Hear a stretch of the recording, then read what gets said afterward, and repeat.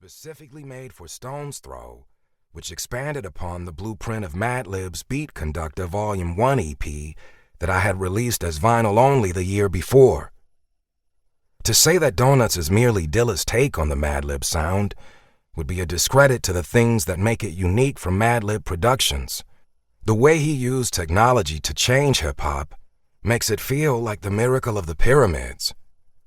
As a former hip-hop beatmaker myself, I can't figure out what the fuck he did on some of that record almost 10 years later, even though technology has now made it easier to do what was then not achievable in music production. And yet it's not cerebral to the point of losing the funk or the soul or human feeling. His use of technology is only to accentuate the emotions of the music, not overpower them. It sounds simple until you hear the original samples that were used. Then you really appreciate Dilla's craft at creating, and in general the art of sampling to make original music. We were set to release Donuts in October of 2005, but we missed the production deadline, and the distributor warned us to wait till the following year because it would get lost in the Christmas rush competing against records like Destiny's Child and Madonna. This record was never expected to do much of anything but sell to the Stone's Throw audience, according to everyone in the industry that we pitched it to. I heard things like, instrumental hip-hop records don't sell, and I'd respond with, don't think of this as a traditional instrumental hip-hop record. Think of it as more of a DJ Shadow introducing. When we missed the deadline to release it in 2005, we decided to push it back all the way to February on his birthday. I originally envisioned Dilla DJing at the release party, but again his health deteriorated. I thought it was a temporary thing, so we came up with the idea of J-Rock and I doing a whole night of spinning nothing but Dilla music for the record release party, and hopefully he'd be better by that time, come and watch us, even if he wasn't going to perform. By the week of release date, we were not focused on the music or the promotion of the album. We were all focused on his health, which had drastically gotten worse. The release of Donuts was our little distraction from dealing with what we didn't want to accept was happening. Dilla was dying.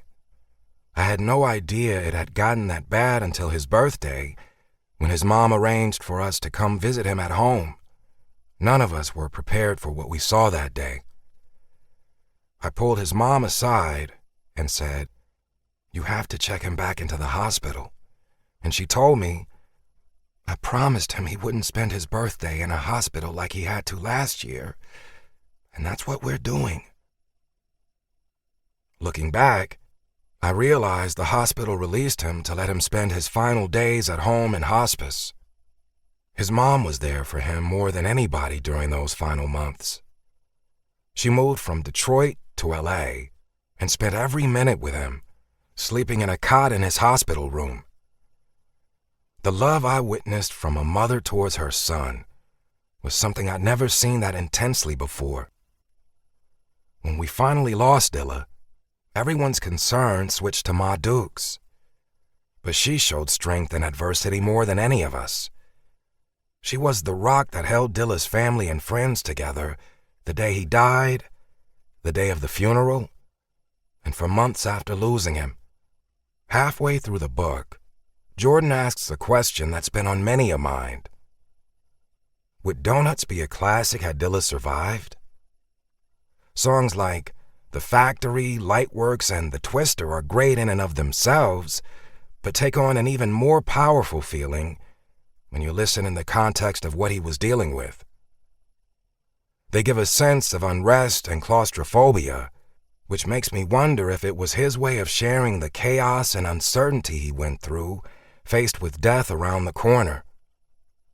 And Last Donut of the Night and Don't Cry are just blatant tearjerkers when listened to with consideration that it was his final days. But even without the circumstances surrounding the creation of the album, it's considered a defining moment in Stone's Throw's history for me.